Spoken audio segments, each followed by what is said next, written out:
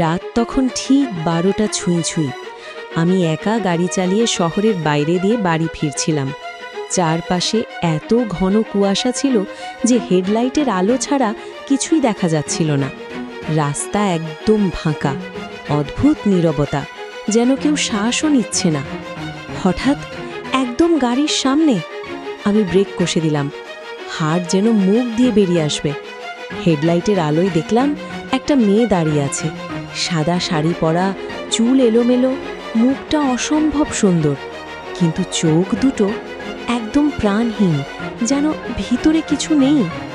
সে কাঁপা কাঁপা গলায় বলল, দিদি একটু লিফট দেবেন, আমার বাড়ি অনেক দূরে। আমার বুক ধক করে উঠল, তবু মেয়েটার মুখ দেখে মায়া হলো। আমি দরজা খুলে দিলাম। সে উঠে বসলো আমার পাশের সিটে, বলল, আমার নাম মায়া। গাড়ি চলতে লাগলো, কিন্তু ভেতরটা হঠাৎ অসম্ভব ঠান্ডা হয়ে গেল। এসি বন্ধ ছিল, তবু যেন বরফের হাওয়া বইছে। আমি সাইড মিরারে তাকালাম, আর তখনই চোখ আটকে গেল। মায়ার কোনো ছায়া নেই।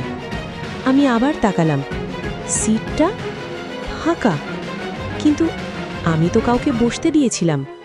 ঠিক তখনই কানের পাশে এক বরফ শীতল নিঃশ্বাস, একটা ফিসফিসে আওয়াজ, দিদি তুমি কি আমাকে দেখতে পাচ্ছ না? আমার শরীর একদম জমে গেল। স্টিয়ারিং ধরে থাকা হাত কাঁপছিল। চারপাশের কুয়াশা হঠাৎ ঘন অন্ধকারে বদলে গেল। রাস্তা, গাছ সব উধাও। গাড়িটা থেমে গেল। সামনে তাকিয়ে দেখি একটা পুরনো শ্মশান, আর আমার সামনে সাদা শাড়ির সেই মেয়েটা দাঁড়িয়ে। কিন্তু এবার তার মুখটা আর সুন্দর নয়। চোখ লাল আগুনের মতো, মুখ বেঁকে গেছে, দাঁতগুলো লম্বা আর ধারালো। সে ধীরে ধীরে হাসল। সেই হাসিতে কোনো মানুষের ছাপ নেই। সে বলল, আমি বহু বছর ধরে এখানে বন্দী।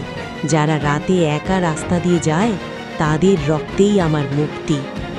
আমার গলা দিয়ে শব্দ বেরোচ্ছিল না, শুধু চোখ দিয়ে জল পড়ছিল। সে এগিয়ে আসছিল, এক পা, দু পা। আমি শেষ শক্তিটুকু দিয়ে গাড়ি স্টার্ট দিলাম, আর ফুল স্পিডে ছুটে চললাম। পেছন থেকে ভেসে এলো এক বিকট হাসি, মেলে না, পিশাচের হাসি। পরদিন সকালে খবরের কাগজে পড়লাম, ওই রাস্তায় এক যুবক নিখোঁজ। লোকেরা বলে, পূর্ণিমার রাতে আজও নাকি সেই সাদা শাড়ি পরা মেয়েটা লিফট চায়। তার নাম মায়া। সে কোনো মানুষ নয়, সে এক পিশাচিনী।